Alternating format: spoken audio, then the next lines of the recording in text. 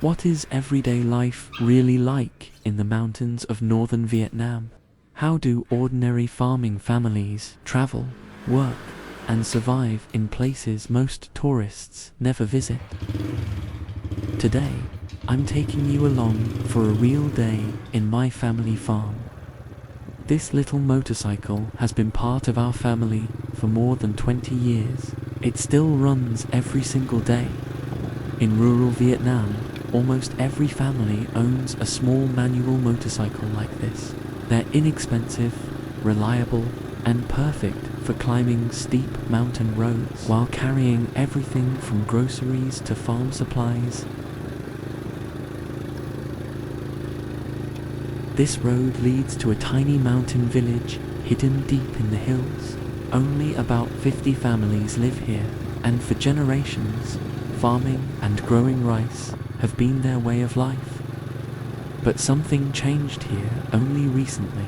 Until the end of last year, this entire village had no access to electricity. For the people living here, it marked the beginning of a completely different life.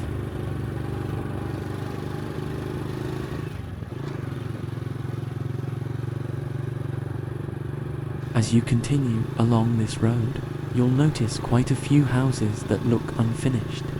Many of them have stood this way for years. For many families here, building a home isn't something they can afford to do all at once. Instead, they work temporary jobs, often in nearby cities, saving whatever money they can before adding another room, another wall, or another roof. It can take many years before a house is finally complete. Now let us turn off the main road and head toward our family farm.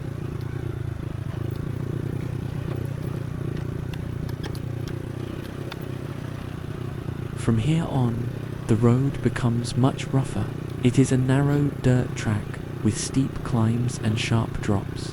On dry days, it is challenging enough, but after a heavy rain, this road can become incredibly dangerous. When we are hauling crops down the mountain, the tires can lose their grip without warning, and a single mistake could send both the bike and everything we are carrying sliding downhill. It is a trip we make all the time, but we never take it for granted. The moment we reach the mountains, you can feel the difference in the air. When I was growing up here, I never really noticed it. It was simply a normal part of everyday life. But after spending nearly 10 years living in the city, coming back home completely changed the way I see this place. Only then did I realize how precious clean air and quiet surroundings really are.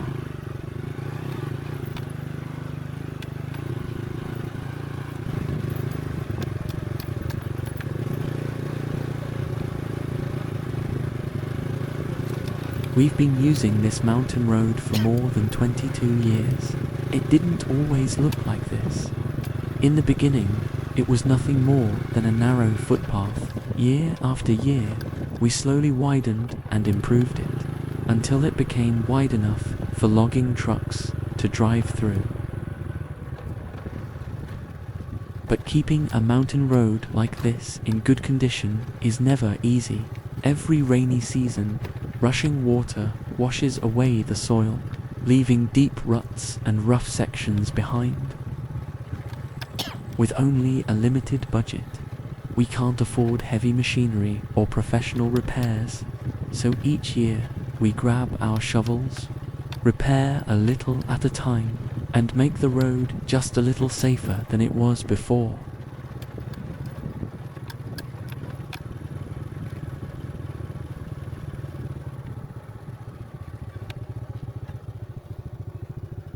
Now we've finally arrived at our farm. The first thing you'll notice is the sturdy gate and fence surrounding the property. Out here, many families let their cows and buffalo roam freely, so a strong fence is the only way to keep them from wandering into the garden.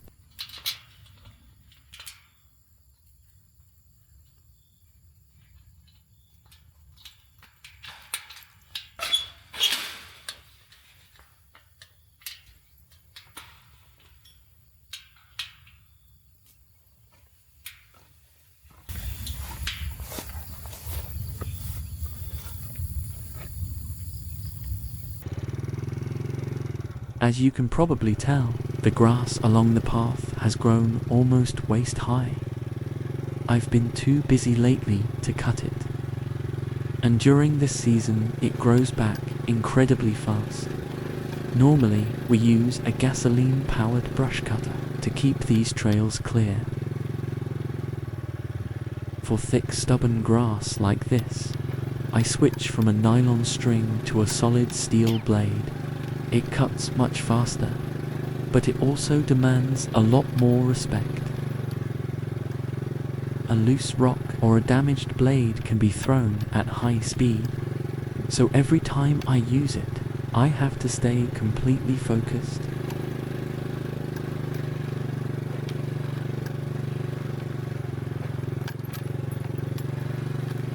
We're almost there, just a little farther up the trail, and we'll arrive at the main camp of our farm. This is where we spend most of our time working, resting, and taking care of everything the farm needs.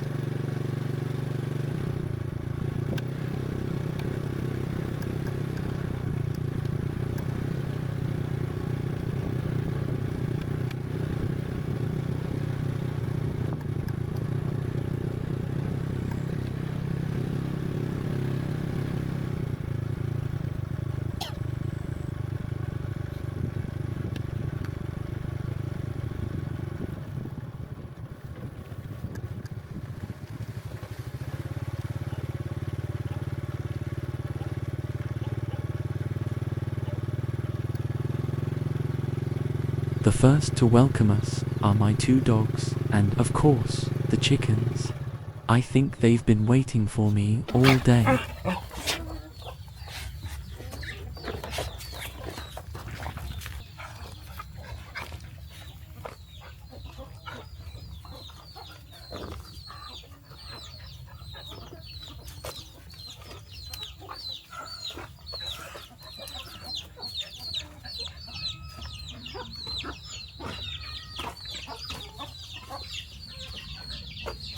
Before doing anything else, it's time to feed them.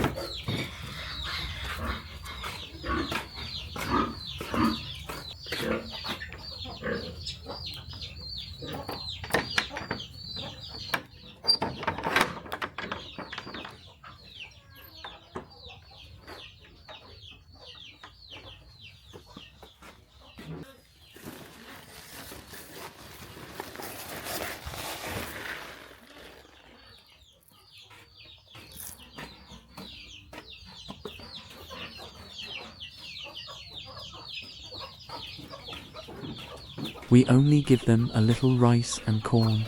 The rest of their day is spent wandering freely around the farm, scratching through the soil for insects and fresh greens. That's one of the reasons their meat and eggs taste so different from what you'll find in most supermarkets. They're raised the way chickens used to be, with plenty of space, a natural diet, and the freedom to do what chickens naturally do.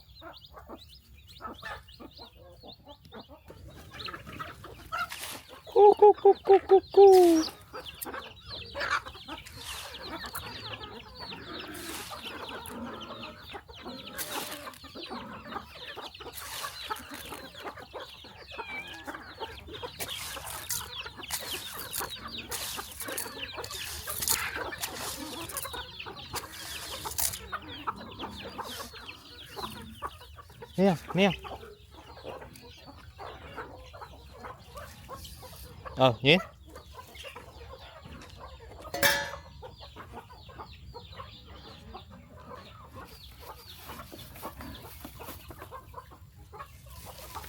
Our farm has a few more permanent residents, the cats. I brought them a little food.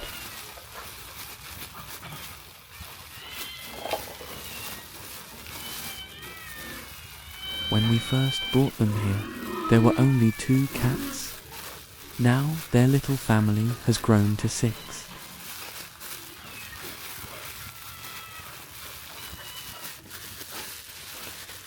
Even though we're here every day, there's rarely time to sit and play with them. That's why they remain so shy around people. They usually keep a safe distance, watching from the shadows until they know it's safe. But even if they don't ask for attention, they play an important role around the farm. Thanks to these little hunters, there are far fewer mice in our storage shed than there used to be.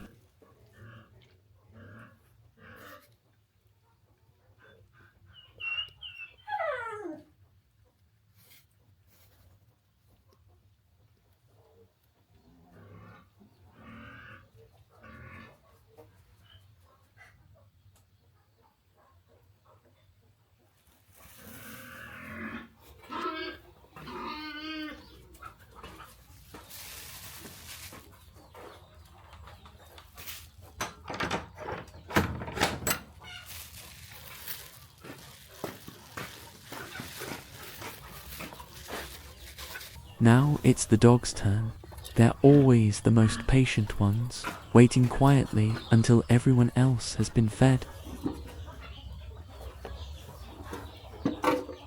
We usually cook a large pot of food for them in advance.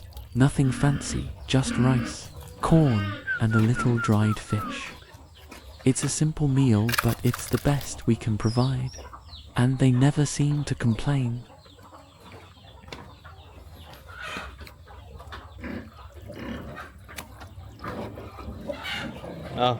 Nie?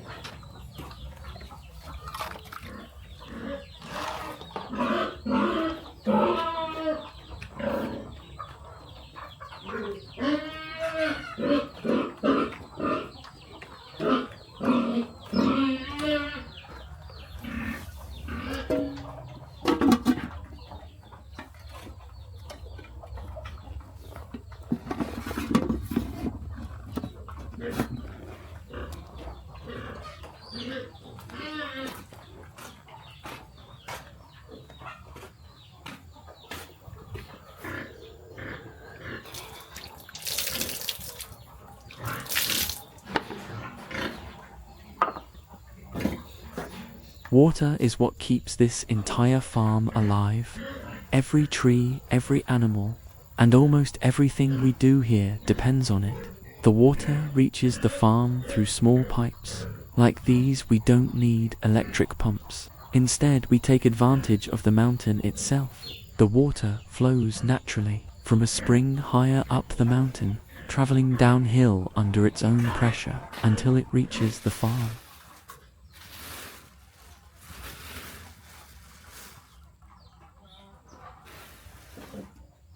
Now it's time to feed the pigs. We have 3 breeding sows, and each one has her own pen.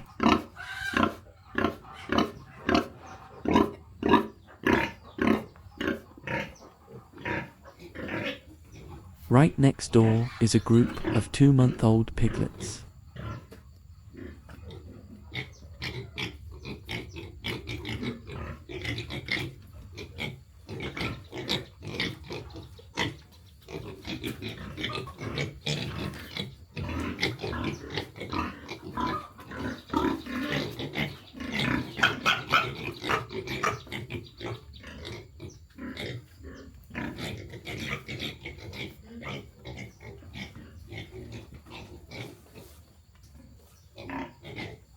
Before bringing out their main feed, I'll collect some fresh duckweed from the pond. It keeps them busy for a while and gives me a chance to prepare the rest of their meal in peace.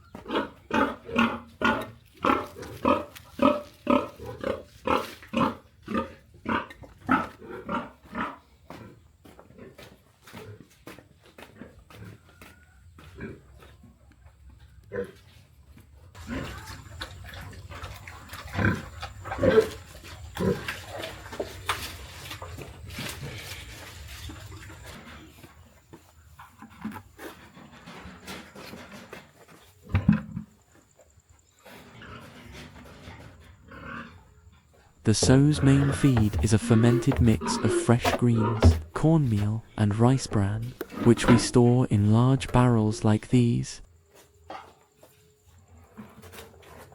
Whenever possible, we try to make use of the resources we already have on the farm, instead of relying entirely on commercial feed.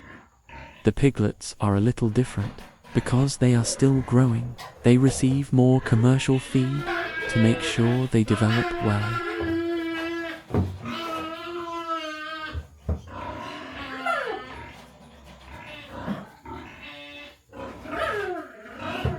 One of our sows gave birth not long ago. She had 15 piglets, but today only 4 of them are still alive. At first, we thought the piglets had accidentally been crushed while their mother was lying down, which is something that can sometimes happen. After farrowing, it wasn't until later that we discovered the real problem. She had developed mastitis, and her milk couldn't reach the piglets. By the time we realized what was happening, it was already difficult to help. The mother had become extremely protective and aggressive, making it almost impossible to get close to her or treat her safely. Sometimes on a small farm like ours, even when you do your best, things don't always turn out the way you hope.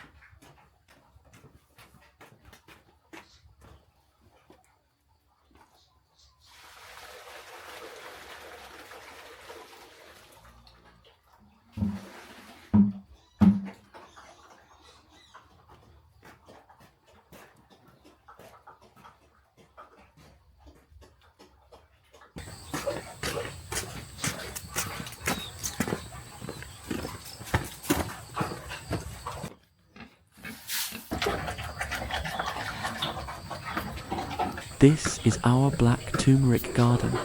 It grows remarkably well in this mountain soil. By the end of the year, we'll harvest the rhizomes and process them into a fine powder. In our family, Black turmeric has been used for generations as a traditional herbal remedy, especially when someone has an upset stomach or digestive discomfort. Out here, the nearest major hospital is a long way from home, so people learn to take care of their health long before they actually get sick. That means eating well, staying active, and making use of the medicinal plants that have been passed down through generations. It's simply part of life in the mountains.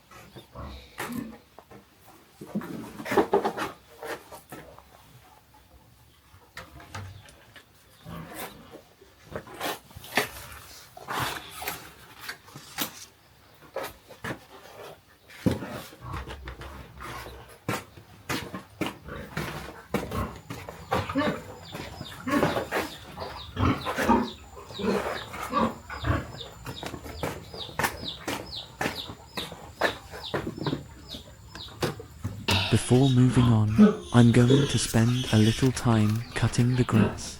The grass around the pond is still young and fairly soft, so today I'll use a nylon trimmer line instead of the solid steel blade I normally use for thicker growth. Keeping the grass under control is a job that never really ends. During the rainy season, it seems to grow faster than we can cut it. It's hard work, but this is the approach we've chosen for our farm. Rather than relying on herbicides, we prefer to manage the grass by hand whenever we can. It takes more time and effort, but for us, it's one way of helping keep the soil healthy and the farm full of life.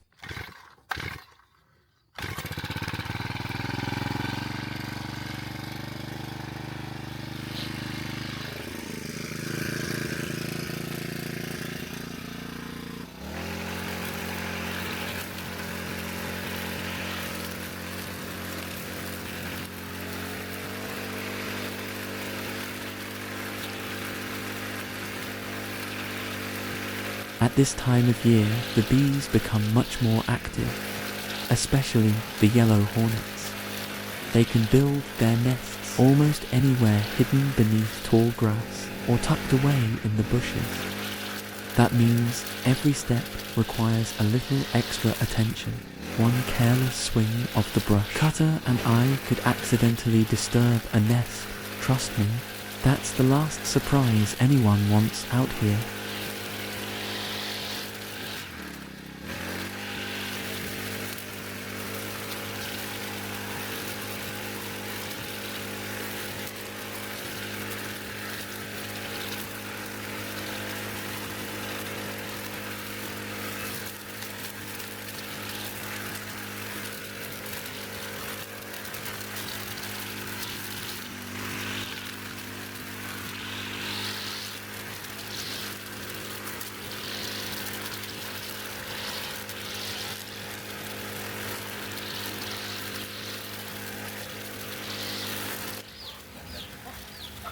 while I'm still finishing up the grass. The chickens are already getting ready for the night.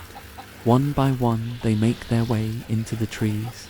You might expect them to sleep inside the coop, but most nights they choose the branches instead.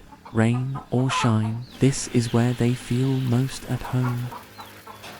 We built a coop for them, but sometimes they simply prefer the freedom of sleeping up high.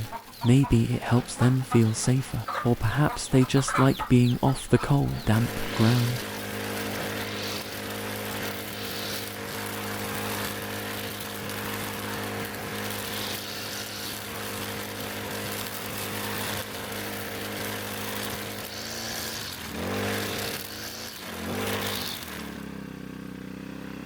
The trimmer line has worn down to almost nothing, so I think that's enough for today.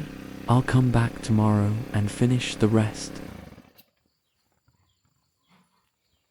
Oh, look at this.